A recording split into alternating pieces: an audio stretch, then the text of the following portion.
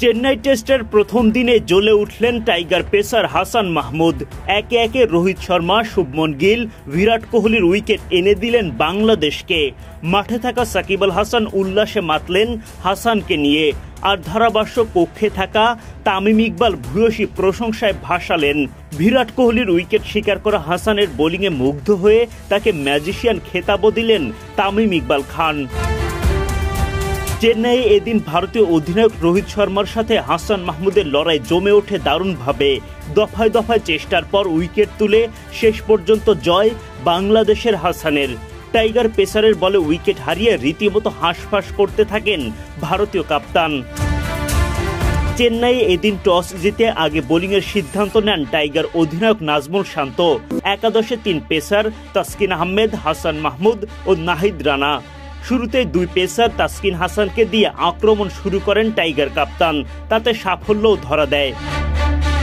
ইনিংসের চতুর্থ ওভারেই রোহিতকে এলবিডব্লিউর ফাঁদে ফেলেন হাসান। জোরালো আবেদন করেন, যদিও আম্পায়ার রড টাকার আউট দেননি। অধিনায়ক শান্ত রিভিউ নিলেও আম্পায়ার্স কলের সুবাদে রক্ষা পান রোহিত। হতাশা ভর করে টাইগার শিবিরে। এরপর হাসানের পরের ওভারেই আর রেহাই পাননি রোহিত। তার করা গুড লেন্থের একটা বল বুঝেই উঠতে পারেননি। ব্যাটের কানায় লেগে বল চলে যায় স্লিপে। দারুণভাবে ক্যাচটা লুফে নেন শান্ত। উল্লাসে ফেটে পড়ে বোলার হাসান সহ গোটা দল। রোহিতের পর উইকেট আসা শুভমন গিলকেও টিকতে দেননি হাসান। প্রথমে এলবিডব্লিউর ফাঁদে ফেলার চেষ্টা করেন, তবে তাতে সাফল্য ধরা দেয়নি। তার পরের বলেই অবশ্য ইনসাইড এজ হয়ে উইকেটের পেছনে ধরা পড়েন লিটন দাসের হাতে।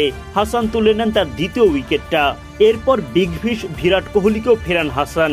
এবারও সেই ক্যাচটা লিটনের হাতেই। হাসানকে ঘিরে সবার বাঁধ ভাঙা উল্লাস শুরু। এদিন ধারাভাষ্য কক্ষে হাজির তামিম ইকবাল খান। জুনিয়র সতীর্থ হাসানের প্রশংসা করতে থাকেন তিনি। বলেন, আমি মনে করি হাসান মাহমুদ এমন একজন, উইকেটে মুভমেন্ট না থাকলেও নতুন বলে সে কিছু না কিছু ভালো করবেই। একই সাথে কোহলির উইকেট তোলার পর তাকে ম্যাজিশিয়ান হিসেবেও আখ্যায়িত করেন তামিম।